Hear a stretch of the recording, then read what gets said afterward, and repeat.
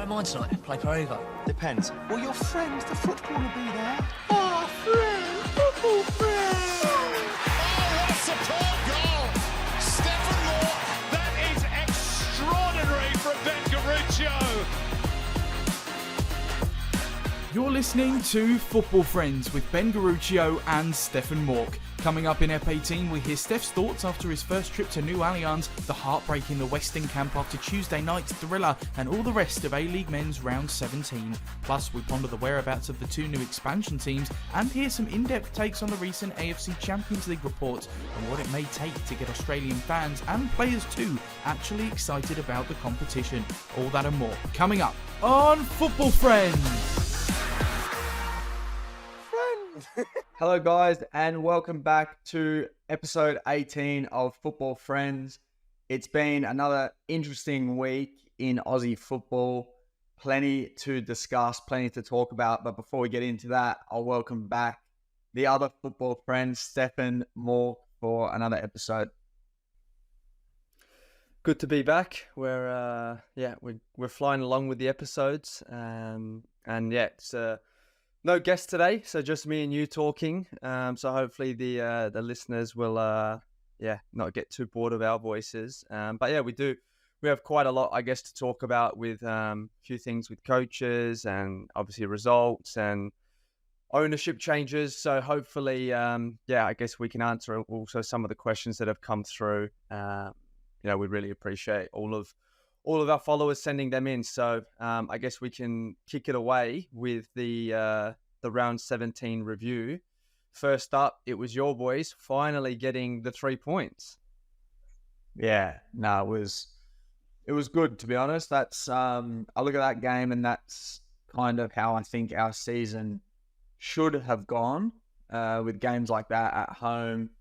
Got to be winning those games. I think, coming into that game, I was thinking, we've played Newcastle twice and we've dropped 6 points against them. That was kind of the last chance that we had to get some points against Newcastle. So it was good to get the 3 points. Obviously, we had a few changes in the team, but I think the boys that came in did really well. And yeah, it was a good performance and first clean sheet of the year as well, which was massive, especially for the defenders, and also Tommy Hewitt-Bell, a bit of a confidence booster for him. So no, it was a good performance, and yeah, good to get the 3 points. Yeah, and I guess as we've recorded this, you also had the second game last night, which was almost another 3 points, almost another clean sheet, and the season could have quickly changed. And not saying you would have made finals, but it definitely would have put you in a much better position and a lot of momentum going forward. But you copped 2 late goals. De Silva pops up with a nice header and then a top finish for a centre back. So what was the mood in the camp like? Obviously, after dropping 3 points so late in the game, it must have been, I guess, being in the stands as well for you, must have been hard to watch, I'm sure, those last couple minutes. But what was it like? Take us into the change room. Yeah, the whole game was hard to watch for me, to be honest. I can't do it. I was biting my fingernails, and everyone I was sitting with was saying, why are you stressed out?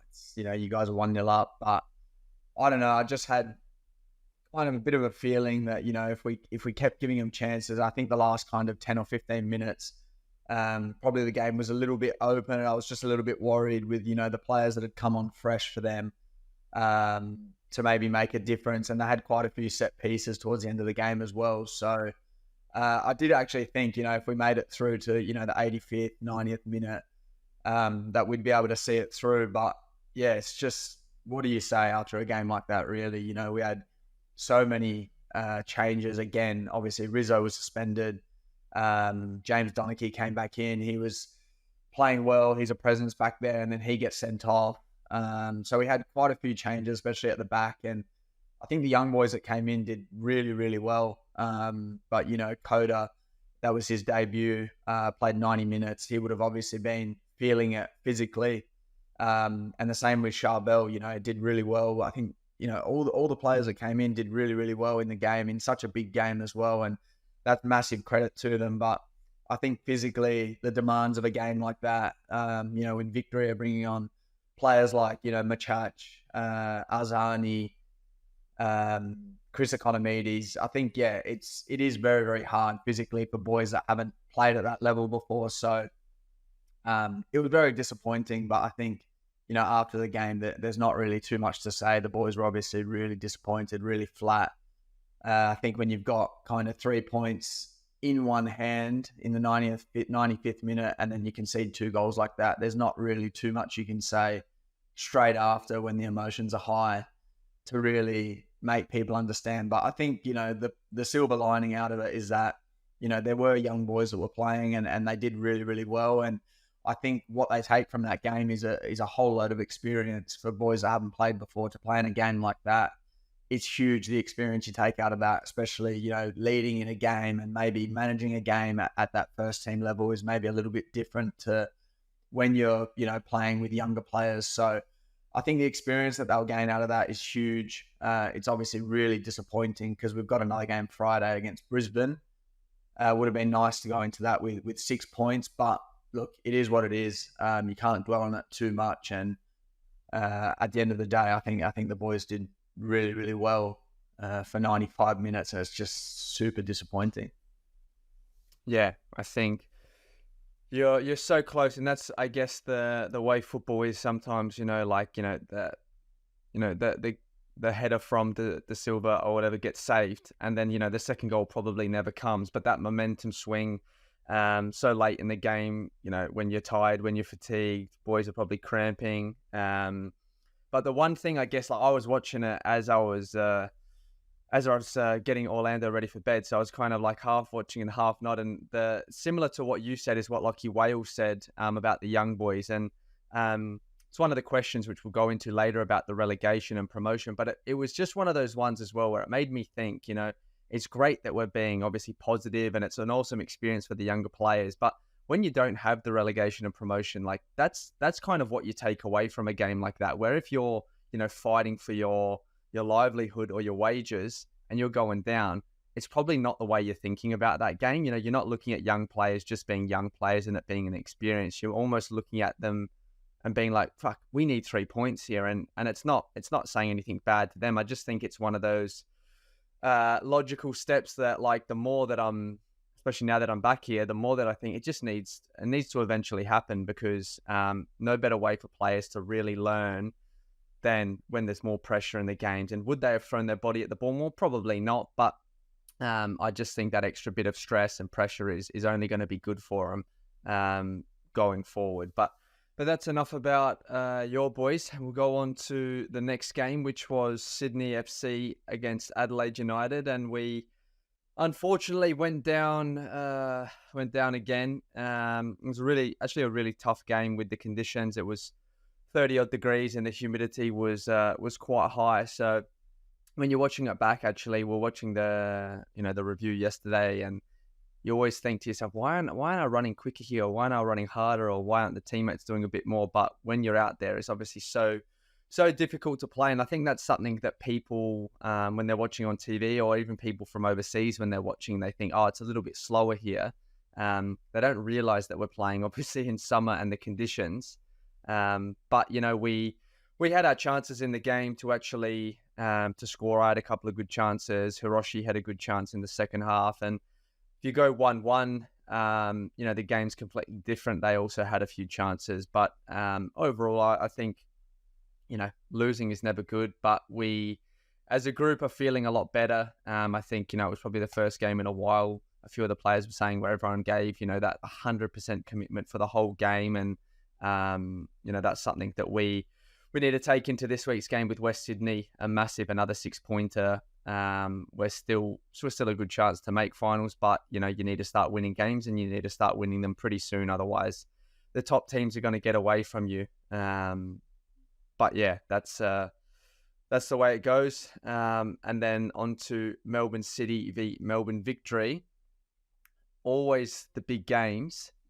They tend to either really, I guess, excite us or really disappoint us. And 0-0 is not the result you want, I guess, was it?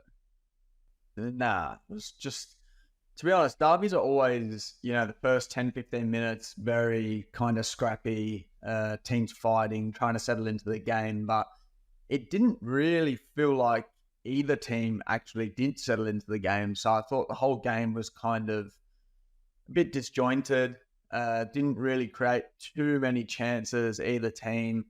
And yeah, it was just a scrappy kind of derby, really. That's the only word I've really got to describe it, because there wasn't too much really in the game. I couldn't really see a goal being scored by either team. Lecky was probably standout in that first half, especially. So he's a massive get for Melbourne City to have him back now. This back half of the season is going to be huge for them. But no, it's a pretty boring game, all in all, for a Melbourne derby, especially. Yeah, I guess you had Melbourne City coming off the loss. They needed to kind of rebound, and you've got Melbourne Victory, who, again, haven't probably been in the best form. So both teams probably weren't 100%, full of confidence going in, but they know, you've got to win the fight first. And us obviously having played in quite a few of them, it's always what it's about. The whole week, the whole kind of mantra of the week is about, winning the fight first. And then, like you said, you settle into the game. But sometimes when neither team's confident, it just turns into a bit of a scrap. And it's not a bad thing. But I guess, you'd love to see more goals. But there was a lot of quality. A lot of quality individuals. And that's probably the thing I was looking at. You're seeing the substitutions from both of those teams. And we just got back to the hotel, and, you're looking at Melbourne City and the players that they can bring on, and, Natel and Yakulis and, Antonis coming on, and then Victory, they're obviously bringing on, I think it was Economides at one stage. And you're just thinking you're changing your whole front, 2-3 players, and not many teams in this league have that, the depth on the bench to be able to do that. And that's what makes those teams so dangerous. But it ended up 0-0. And, I guess for teams like Adelaide United, the more draws in the league, the better for us, because it means that nobody gets points and we can hopefully start winning. So next up, the big game of Perth against Brisbane. I guess it was the DT38. They announced during the week that it was the Dylan Tombides Foundation was, I guess, being recognised in that game, something that Perth Glory have done for a long time, and Brisbane jumped on board. And pretty special thing to be doing. I guess we both played with him, when it was in the junior national teams, and he was an unbelievable player. And it's just so sad, not even from a footballing sense that you lose him, but just, he was a young man that had his whole life ahead of him. And testicular cancer is something that, it's not something you really think about when you're 16, 17, 18 years old. But it's something that it's great that, his memory can constantly be brought up, and the research and money that's, I guess, poured into this can hopefully help other players, other people in sport, other young boys to be checking in with themselves, to making sure that, we don't lose anyone else so young. So I thought it was just important to touch on that. But going into the football side of things, Perth Glory are on fire right now. Yeah, they're on fire. And I think that's the perfect result for them after the ownership that happened, obviously, midweek. The Pellegro Group taking over Perth Glory, which is something that we've spoken about probably throughout the whole season, the ownership and the whole saga of Perth Glory and where the club was at. And I guess to finally have some stability within Perth Glory now is huge. I'm sure it gave a huge boost to the players. It certainly looked like that in the game, and to get the win at home after that ownership has just happened is a huge boost for the club, and hopefully Perth Glory can keep going in an upwards direction, because I think, like he said, is we need to get Perth Glory back to where it was, and it's always been a big club in Australian football, and I think it's a massive bonus for the league to have that ownership now sorted out. Yeah, I think at the end of the day, like as fans, it's hard to probably commit your money. It's hard to commit your time when your team's coming near the bottom. But when you also don't have an owner. You don't know what direction you're going in. It's just very, very simple to kind of just forget about it and just, be going to the beach or going out for dinners or, just not worrying about it. Where now I think, with what obviously Ross has done in Catania with Vince Grella and Bresciano, they've kind of got them promoted straight away to the Serie C. And I think the way he speaks, he is someone that is very intelligent, obviously in a business sense. That's why he's made a lot of money. But I think he understands the people. I think he understands the way football and sport works. And like he said, Perth Glory is for the fans. It's for the club. And they're there to kind of, serve them and make sure that it's their club. And I think by giving, I think it's 3,000 16-year-olds free tickets to this game this weekend, automatically, you're trying to engage with the younger people and create a buzz about Perth Glory, because back in the NSL days and the early A-League days, they had massive crowds there, and he's someone that is wanting to get it back to that. Hopefully they can get a training base, whether it's a new stadium deal. I saw him speak about that. I think he's someone that knows what he's doing, and the reality is not every team can win the A-League every year. But that doesn't mean that, you're not getting, full houses and full stadiums, because people don't just go to sport because they're winning every week. They go there because they feel part of it. They feel like that community sense. They feel like they are a member of the club, but they feel like they're more than just that. So hopefully he can really get Perth Glory back to what it was back in the day, because we want every A-League club to be successful off the field and on the field. Like I said, it can't always be that way, but it doesn't mean that, you're getting small crowds or you're not getting that engagement. So really excited to see, the announcements that come. Tags is on fire. I think I called it at the start of the year. I reckon he'll win the Golden Boot. So he's right on track for that. And the Socceroos call-up's probably not too far away. And Stef scored the winner as well. So he's back from his suspension and he was loving that. So it's exciting. It's really, really exciting. And it's going to be I think we have to go there again. It's going to be a tough place to go and get points, I reckon, between now and the end of the year. Yeah, especially if they can keep building on those crowds. And like you said, with the fans, the community, at the end of the day, you want to kind of have a narrative around the club about where we're going. You want to see a vision, and that's what people maybe get on board with, just as much as obviously the brand of football that your team's playing. But when you can see a clear vision ahead, a path ahead for your club, it makes you as a fan get excited. You think, my club's going in the right direction. I want to be a part of this. I can get behind this. I can support this. And when you're ownerless, there's not really too much outside of the football aspect to actually get behind, because there's not much excitement going around. It's like what you said, Perth Glory might still come bottom, or any team might still come bottom. But if you can at least see, okay, you know what, it's not happening right now, but I can still get on board with the path that my club's on at the moment. We're at a building phase. Hopefully we can get to this in X amount of time. And I think that is just as important as the football side. So it's huge. We already said it. It's massive for Perth Glory, and hopefully they can keep propelling upwards and bring the crowds along with them. But on to the next game. Another fight near the top of the table was Central Coast versus Western Sydney Wanderers, and Central Coast got the win at home, 1-0.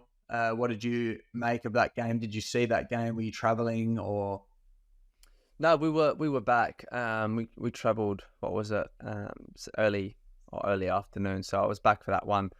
Nice beach recovery at Coogee in the morning, and then off to the airport. So it was a good start to the day. And then it was a pretty interesting game. I guess Central Coast obviously had their AFC Cup game, so there was a few changes to their team. West Sydney, they probably had a better chances, I would say, in the first half. Milanovic, unbelievable strike and a great save from Vukovic, which keeps it at 0-0.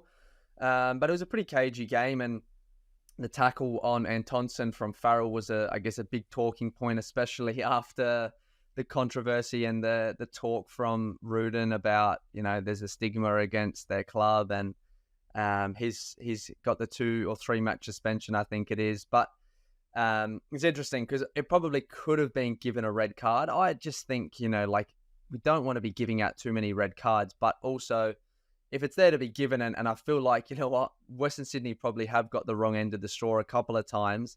And then that one didn't even get a review, I don't think. And they've now lost him. I reckon it's for 8 weeks. They came out saying with ligament damage. So you can feel hard done by. And then the penalty was a penalty.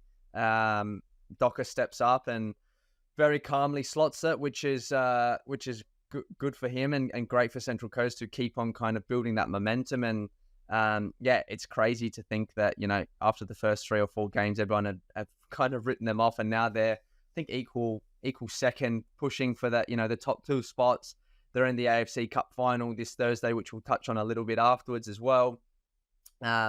Everything's gone pretty well down there on the coast, and for West Sydney, they kind of hit a bit of a low point, and we've got them this weekend at Coopers. So hopefully, for our sake, they're low on confidence, and we can kind of take it to them and get 3 points and get closer to them in that 6th spot. Yeah, no, so I definitely agree. Central Coast they've been probably, I would say, when you look at a whole team about, you know, the way they go about their business, I would say probably the standout team for this kind of middle part of the season, just the way that they play. I think everyone very clearly knows their roles.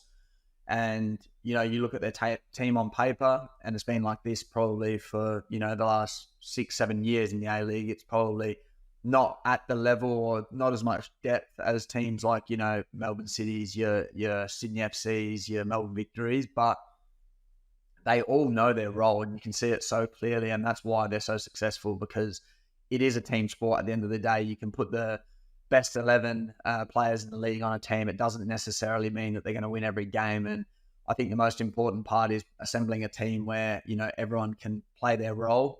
And Central Coast are a perfect example of that. So, yeah, they got the win. I think Caltac also hit the crossbar or the post. I think that was in the first half as well. So, yeah, there weren't too many chances in the game. I think Farrell could have been sent off. I agree with that, because it maybe wasn't a straight red for that tackle. It was probably right on the border of a yellow and a red, but you can understand why it could be a yellow. But then there was another tackle in the second half, which was a pretty cynical kind of foul that I think you could definitely get sent off for.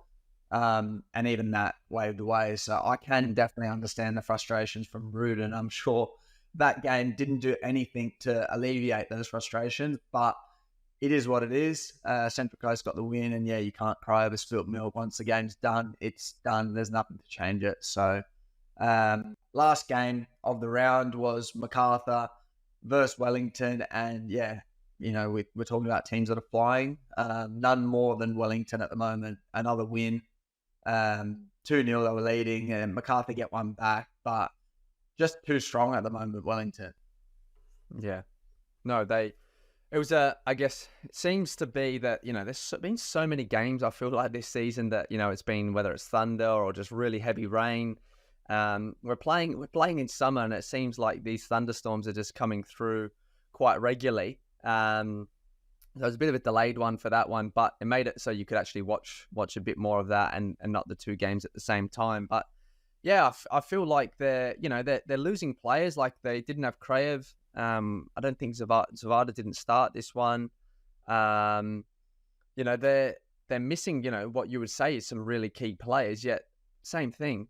They still keep winning, and that's really just the sign of a good team. And you know, they're just well organized. They know exactly what they need to do. And I spoke about it after our game when we got smacked by Central Coast 4-0, and people got a lot of comments about it. People saying, "Oh, why is he saying this? You know, he's only just been back in the team." And there's nothing personal about, like, the players at Adelaide United. It's the comments were obviously directed at myself as well. But in terms of energy and effort, it's not that every player goes out there and doesn't give 100%. You try to give 100%, but there's that collective effort where, you know, one player gets beat, I'm giving that little bit extra to make sure I get back in. And, you know, someone's getting past you, you think, you know what, I got to catch up to this person. Or if I see, you know, Kiddo out of position at left back, I'm yelling at him to get back in. Those small little details, that it's not that Kiddo's not trying to get back. He thinks he's giving 100%, but you've always got that little bit extra. And if you have the whole team kind of pushing each other to do that, you become a Wellington Phoenix, you become a Central Coast, where you don't need the best players on paper. You just have those players that go out there, they know exactly what they need to do. And of course, confidence is a big thing. Once you start winning, it's hard to stop. But, those teams, that's all they do. I think Wellington Phoenix have one of the lowest XG, expected goals, in the competition. But that doesn't matter because they don't concede many and they're scoring their chances right now. And if they keep on going this way, I actually see no reason why they're going to start losing games because, you know what, they're only going to get stronger as the season comes on. They've just got that other signing, the Costa Rican boy who looked pretty good off the bench as well. So it's great for New Zealand football, I think. And I hope the fans in Wellington get behind them. We play them in 2 weeks' time. So hopefully it's a massive, massive crowd at the Cake Tin for that one. And also with Auckland coming in next year, it's just a really good boost for football in New Zealand. So let's see if they can keep it up. MacArthur were hard done by. If you flip it on the other side, they had more shots, more possession. I think it was probably better chances, you could say, potentially. But they didn't win the game. And yeah, that's just the way it goes. But they're still in a strong position. They've got the AFC Cup final as well on Thursday, which I guess we can probably go straight into that discussion now if you want. Yeah, we can. Yeah, I think a massive game. I hope it's a really big crowd in Campbelltown for that one. I think tickets aren't too expensive. It's a weird format in the AFC Cup, how you've got your regional competitions almost before you come in. So this is the final, but essentially is the quarterfinal. The winner of this will go into the semi-final and play against one of the other zones to then get into the final. But the winner of this competition obviously goes into the new format next year of the Champions League, the top format. So that's a really, really big bonus. But the report that came out this week from FIFA Pro and the PFA, and I actually spoke to someone from the PFA about this, was how, I guess, can we make this competition more beneficial for the players, for the clubs, for the fans? Because at the moment, it's going into a format next year where the top division, I think, will have 24 teams. The second will have 36, and the third, I don't think Australia will be part of that. That's more your smaller nations. And it is more money next year, but I don't think it's going to be enough to actually cover your travel, to cover, the risk of playing your better players and losing matches in the league. So I guess what's your take on it? Because I know you played in the Champions League with Adelaide United. From a player's perspective, do you like being involved in the game? What was the travel situation like for you guys back then? Do you think it's okay in the current format, or do you think something really big needs to change? No, it needs to change. Monetary needs to change, because what's the incentive for the clubs? So, and let's be honest, we're not in a financial position like teams from Saudi, like teams from the Middle East, even teams from China, Japan, the teams that are competing in these competitions, especially at the highest level. I'm talking Asian Champions League. You've got, Shanghai Port, you've got Al Nassr, Al Hilal, Al Ittihad, and you're comparing that with, our Aussie teams that are in it. So we're traveling 9 hours. Like, I did this with Adelaide United, and it was a shambles, to be honest, because we were flying Jetstar at the time. So obviously, clubs trying to save as much money as possible on flight, which is expensive, and it's understandable because if they're not actually getting the return on it, so there needs to be a kind of set structure that this is how much you get for just competing in the competition. That should be covering your costs of flights, accommodation, bringing the players over, staffing, because they're long trips. I think we flew 9 hours to Japan. We flew Jetstar. I'm pretty sure we had to buy our food on the plane, which I can actually understand it from the club's point of view, because if you're not in a financial position, it's a lot of money. So while people on the outside might say, it's not professional, well, you know what, it is what it is. I think the hotels, you were in Japan, I think, the tall boys, they couldn't even get through the door in this hotel because they were so small, the doors, little single beds that we were sleeping on. So the conditions, they're not ideal. I remember we went to Korea as well. We played against Jeju United, and we beat them. And after the game, we went out for a few beers because, when in Jeju, And we went to a Korean barbecue. A couple of the Jeju players were also there, and the Korean player that we had on our team at the time was speaking with the boys from Jeju, and they were like, yeah, well, we got 3,000 US bonus tonight. And, us young boys at Adelaide United, we're sitting there thinking, fucking hell, we just beat these guys.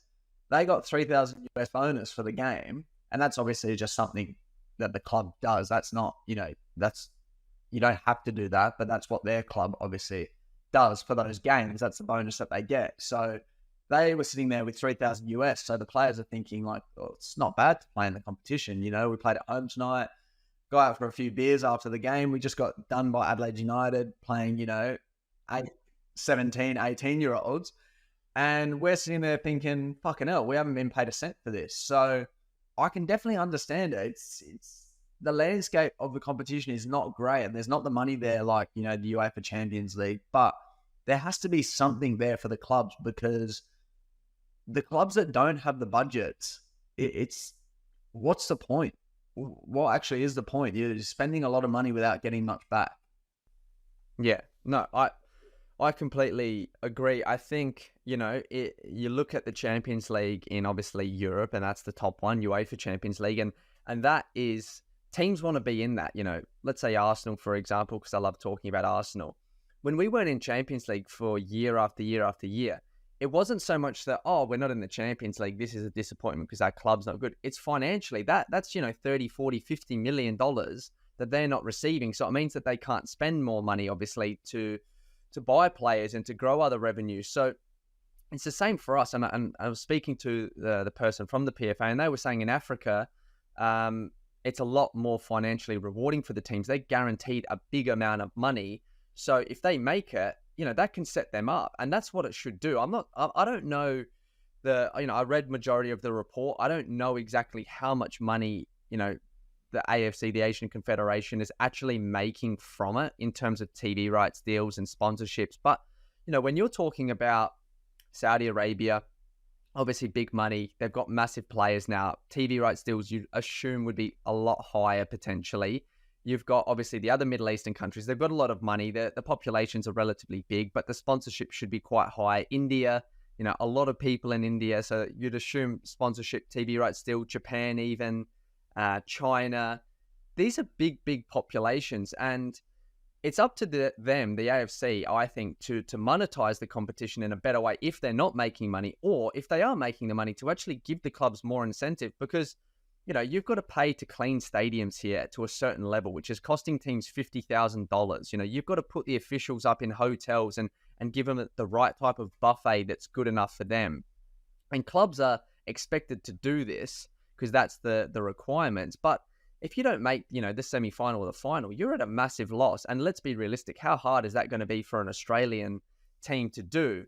So there needs to be somehow, and the travel time's a lot bigger than in Europe, I understand that, but it needs to be financially rewarding, because also for the players, if you go and play in these games, is it really getting you a move? Like if you play a good game, let's say in the Champions League, is that getting you a move any better than playing, a good game on the weekend?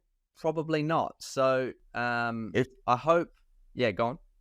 It's fucking ridiculous. Like, we're talking time zone changes. Like in Europe, there's not massive time zone change. All right, if you're going all the way to Russia, then could be.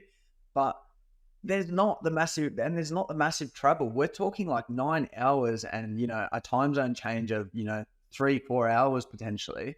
And it's taxing. It's so taxing on the body. If you play away on a Saturday, you fly on a Monday for your Champions League game on a Wednesday, you get back Thursday potentially at night. Then you're talking flight delays like what Central Coast went through when they went to Bali. It's fucking hell. That's impossible on the body. How are you going to get a good recovery? But also in Europe, like what you said, when a team doesn't make the Champions League, top players aren't going to want to go and play at that club. So players like Mbappe, they're not signing for a team that's not playing in the Champions League. There's no chance, because he's a top player. He wants to play at the highest level. He wants to win. So there's no way that a player like that, so you can't attract those players, where in Australia, it doesn't work like that. You're going to go sign at a team. You don't even think about Champions League. It's a bit of a kind of a bonus when you get there. Oh, fuck, they're in the Champions League. That's great. But it should be like, you know what?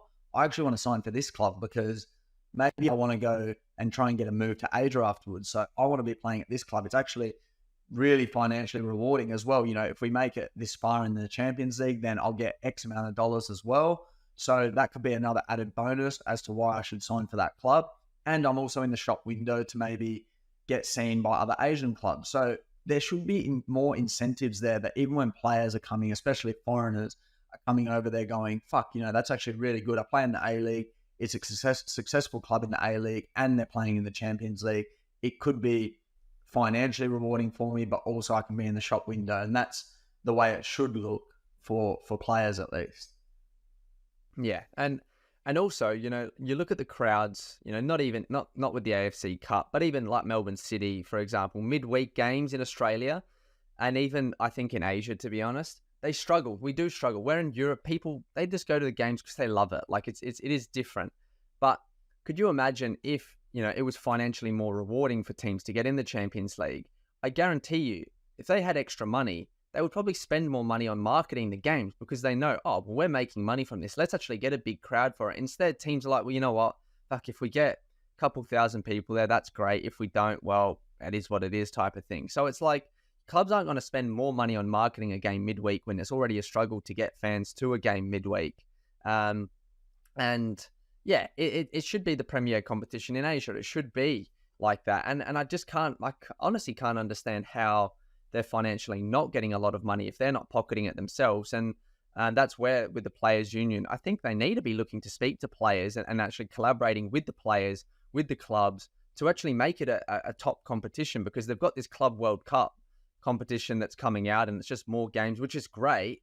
And that's probably a little bit of an incentive potentially to get in the Champions League and win it, so you can go away to that, and that's a lot more lucrative. But still, there's only 1 or 2 teams that are going to be going to the Club World Cup. There's 32 teams or 24 teams in the top division of the Champions League next year. So hopefully, you know, this is something, you know, they've already made this change, but hopefully they can change it again to make it actually more financially viable for the clubs. Because if you're going in it and you're losing money, this is a disaster.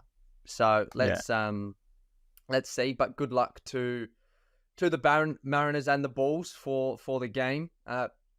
It's actually it is a massive game for both those clubs. So we'll see how they go playing on the Thursday. And I'll definitely be tuning in for that one. But I guess the next topic that we have to chat about is the 3-game ban. And I saw Tolga Arslan came out with a statement. And I know we spoke about it last week with the referees, but I think it would actually be really, really good to get a referee on here. And my favorite is Alex King. So I might have to try and reach out, and somehow, I don't know if we can get a hold of him. But it would be good to get him on here just to kind of hear from a referee's point of view. Obviously, we have a lot of people listening to the podcast.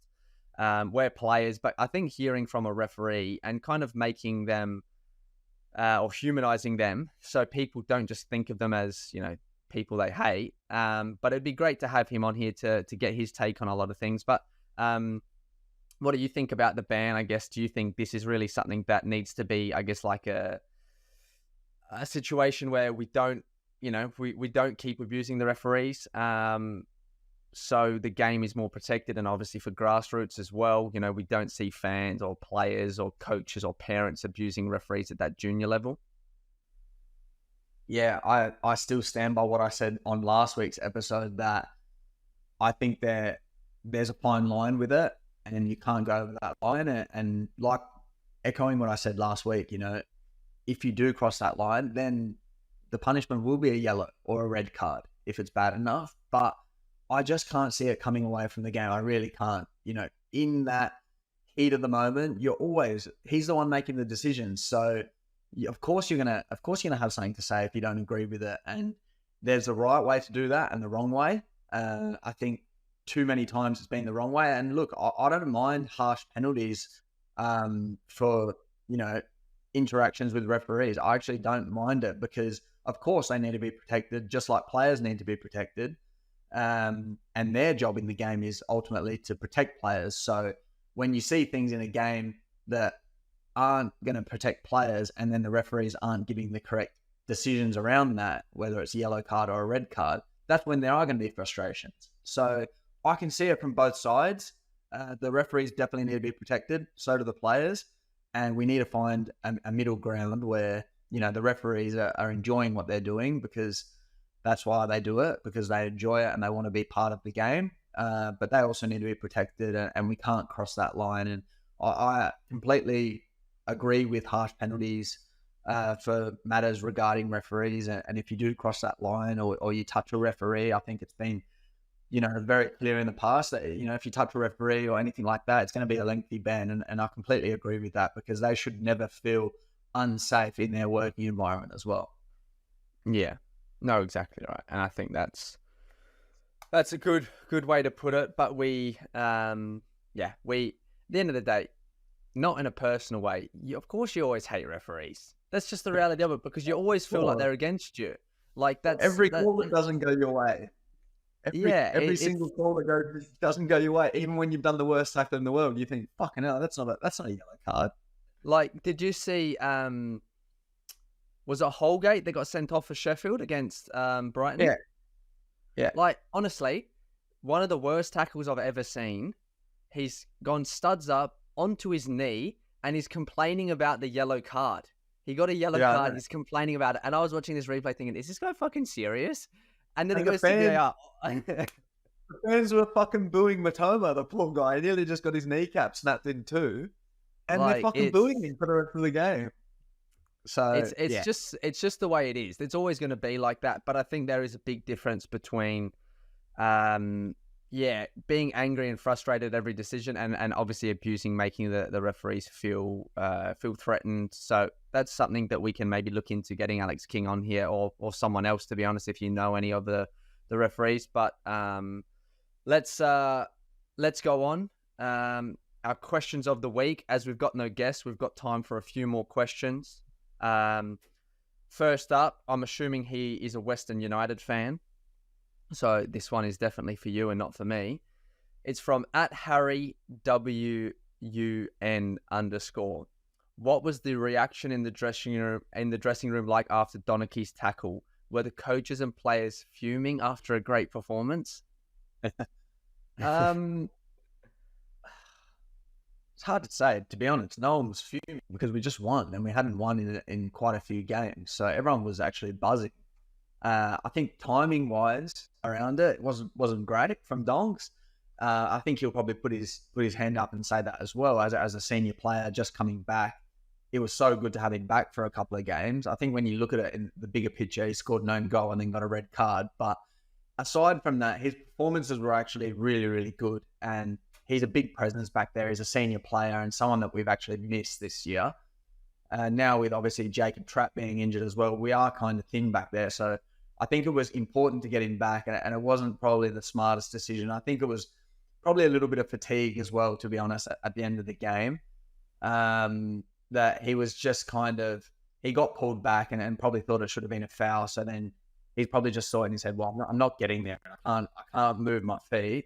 So I'm just going to jump in and hopefully I get the ball. And yeah, he was miles away from it. It was definitely a red card and a pretty poor challenge, but no one was really fuming. I think, if someone's gone out there and, completely got a red card for dissent or for something that was, not even related to the game, you'd be fuming, obviously be a bit disappointed, but everyone's been there. I've been sent off for juggling a ball when I've been on a yellow card. So I could understand if the players and the coaches came in after that game and said, you fucking idiot, what are you doing? But even in that situation, I remember that. That wasn't my finest memorable. Eddie had. Yeah, I got sent off 2 games before that. That was my second red card, just coming back from suspension after completely losing my head and nearly breaking Rolly Bonabazia's leg. So, I've been in those situations and it's hard. I do feel for Donks. He's been out for a long time, but I think it was more so a bit of fatigue more than anything, and probably just jumping in, probably a little bit rash. And when you are a little bit more tired or more fatigued than normal, you probably don't make the best decisions. I think if he could go back, he probably wouldn't have gone in for it, but it is what it is. We hopefully get him back next game, and he'll be an important player for us this back half of the season. Yeah. We'll go on to the next one. I guess this is for both of us. At Luke Shannon 25. Realistically, for Canberra to compete in the 2024-25 season, when do you think the latest announcement can come? Do you want to answer first? Yeah, I can go first. Well, to be honest, probably 6 months ago. I think the more time, the better. Like you're just giving the club a big disadvantage because in terms of recruitment, in terms of creating the hype, obviously Auckland's been announced for a couple of months now, and I was reading something the other day. They've only got 3 or 4 staff at the moment. They've got the head coach, they've got their CEO, they've got their football director, and that's it. But for a football club, you've probably got 15, 20 people working in it. You've got your marketing officer, you've got your operations, you've got obviously your kit man, you've got merchandise, you've got all memberships, like media, like all of these different roles that, like it's not easy. You can't just put out an ad on, I'm sure they will just put an ad out on Seek or something and hope that, the right candidate comes. But, you want to build with momentum. You want to be like a Western Sydney. You don't want to be a team that comes into the league and struggles. So I think the one thing they've got in their advantage is facilities-wise, they've got the AIS there, and I'm assuming that's where they'll be based out of to begin with. Stadium-wise, they've got the stadium there at Bruce as well, which for the start they can be. I know there's talks about building a new stadium in Canberra.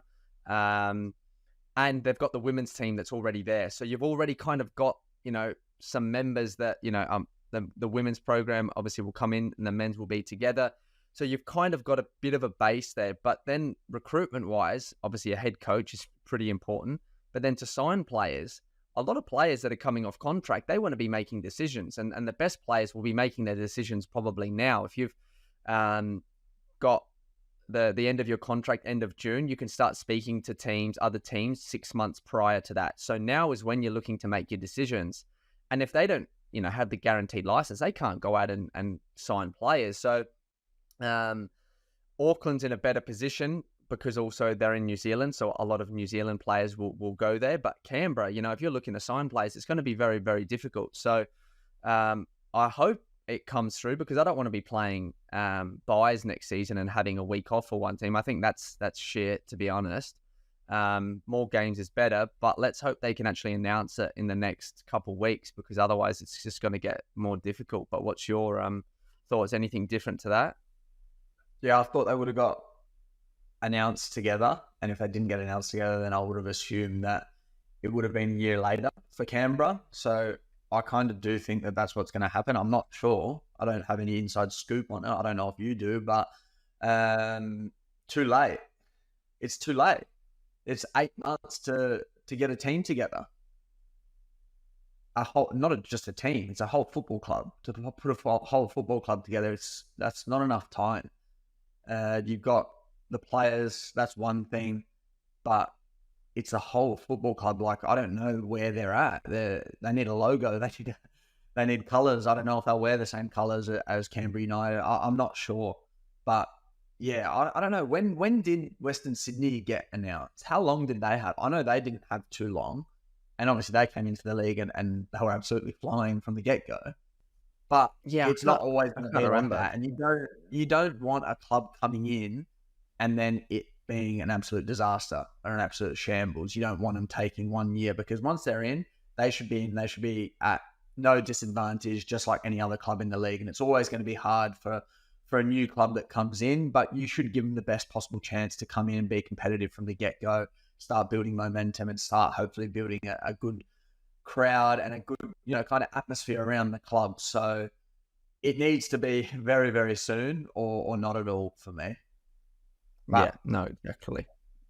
We'll go on to the next one. Windsors, both overseas and returned. What has changed in the A-League and what can we learn from Japan and Scotland? I think we've touched on a bit of this before, but we can go into it again quickly. Yeah, I think we'll do this one and then we'll do the last one as well, which is to me. But yeah, to be honest, I just think for me the Japan, obviously I speak very highly of my time there. Probably a bit different to Scotland, where Japan's more like Australia, where football's becoming bigger. They've started a new league. I think just the plan. I think having that 100-year plan and actually understanding what they want to achieve, having promotion and relegation, knowing that they've got to grow it, they've got to create new teams, new supporters. That's exact same as what we've got here in the A-League. I think that is the biggest thing. To be honest, the biggest disappointment is that not a lot has changed since I left. It's exactly the same. Potentially, you could say a little bit worse. And for the game to flourish, we need to. The quality is not the issue. We've said it multiple times. The coaching standard's not the issue. Obviously, you've got your broadcaster, you've got your marketing, but it's just all of the other things that seem to just always happen in the league that are things that are just reasons for people to not support the league and to kind of shit on the league, you could say, that keep popping up. And that's stuff where, we've only got ourselves to blame. So, number one thing, and I know it can't happen overnight, but if I could change one thing in Australian football, it would literally be promotion and relegation. It's starting, it's happening. Get your second division going, and then eventually we go down the leagues as well. But that blueprint needs to be done because that just changes everything. But yeah, that's probably the one from me. Yeah, I agree. Completely agree. I think it's bums on seats. That is like number one because I played in some of the worst football games I've ever played in my whole life when I was in Scotland. Yet there was a full stadium there and they fucking love it and they're fucking cheering and they're getting behind you. And I think one thing, the biggest thing, the sole biggest thing that will add to that and make it more competitive is the promotion relegation. So I think those two will go together perfectly, but it bums on seats because like what Joe Lolly said, even in the championship, he played in some fucking shit games, but it was, 30,000 people there at the stadium and they were going away and they hadn't seen really many of the other championship games from the weekend. They were going, yeah, it was all right. It was a bit of a shit game, bit of a scrap, but my team got a 1-0 win. And I played in some fucking terrible games in Scotland where it wouldn't have mattered if we were playing on grass or concrete because the ball never touched the ground. And, there was still 20,000 at Hearts, at Tynecastle. So it's the whole narrative around the game that needs to change. And, these things happen all around the world, the negative stories that surrounding our game. But overseas, people run with those negative stories, but they still turn up on the weekend. And here it feels like, fuck, league's in a shambles. And I'm not really getting behind that. So we need to change that. How we're going to do it, I really don't know. I look at Melbourne derbies from, when we were 17 years old and I was, sitting in the stands and you were scoring against Victory after Aaron Moyes played you a 50-meter ball. And I look 43,000, 40,000 in Marvel Stadium back then. And I just think, how have we gone from that to, Melbourne derbies that aren't even selling out Amy Park? The Amy Park ones back in the day were the ones that were a guaranteed sellout because we were nearly filling up Marvel. And now it's gone the other way. I just really don't understand it. I don't understand how the game hasn't moved forward in all this time. Is it lack of planning? I really don't know. I'm a player. I want to see. Last night, I don't know how many there were in Amy Park for Victory versus us last night. Fucking hell. It was fucking so loud when Victory scored that last goal. I'd walk down to the bottom because I was getting ready to walk across the pitch and I'm watching that last little bit. And when that goal went in, it was fucking so loud. And even other people that were there in the stadium said, I've been to Melbourne Storm games where there's been, 20,000 and it's not even close to that. And there's probably, I don't know what was there. I actually don't know the attendance. Yeah. Might have been 8,000 or something. And it erupted in there when they scored that goal. It was fucking shit, to be honest. I was surrounded by Melbourne Victory supporters and it wasn't great. But that's what you want. So, yeah, I could go on for fucking hours about this, but bums on seats for me is the single most important thing that our league needs. And I feel like once we get that, then you'll get the ones that are on the fence coming and wanting to buy tickets every week because you won't get an atmosphere like football with any other sport. I don't care what anyone says. Yeah. Football and Taylor Swift. Those are the only two atmospheres that are going to be rivaling each other. Yeah. Oh, yeah. But no, it's true. I think, at the end of the day, like if you have a good game of football, the atmosphere, nothing does compare. And I think getting more people there and just limiting the negativity. We don't need to get everyone there. Not everyone needs to be an A-League fan. It's not the way it is. But, you're consistently getting 10, 15,000, 20,000 for every team in the league. And that's enough. That's okay. That's kind of all it needs to be. And just limit the negativity. Even though that happens in every league in the world, they're just better at covering it up than what we potentially are. But I think that's probably all we've got time for before we go into our preview. So thanks again for the questions. Keep them coming through because we love to answer them. I guess at the end of the day, we started this podcast for the fans, for ourselves as well, so we can have good chats with different guests. But keep the questions coming through. We've got our round 18 preview with you guys kicking it off on Friday night. Brisbane Roar. Let's hope that there's no rain because I think every Brisbane home game there's been a lot of rain this year. Brisbane against Western United, massive game for both clubs. And then on Saturday, we've got the Super Saturday with Newcastle against MacArthur, going into Sydney FC against Melbourne City. The Reds, we take on Western Sydney at home, and then Perth Glory against Wellington, which will be a massive game for both clubs. I'm really excited to kind of see how big of a crowd that one gets with the hype around Perth Glory at the moment. And then on Sunday, we have Melbourne Victory against Central Coast Mariners to round out the round 18. So some really big games. I think, to be honest, without just saying, I think the Adelaide United West Sydney will be really good. But also, I reckon the Victory against Central Coast on Sunday, I think, that will be a really, really good game. Interesting to see how both MacArthur and Central Coast go, playing obviously and having to back up a few days later.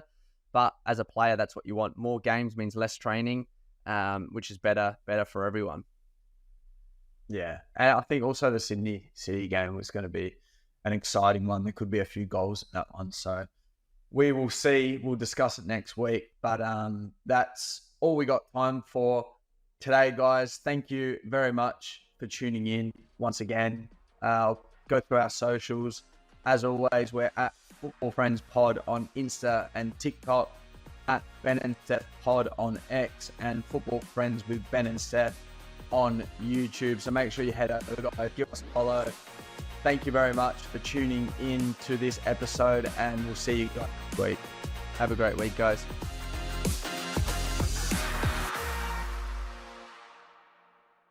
Oh, friend.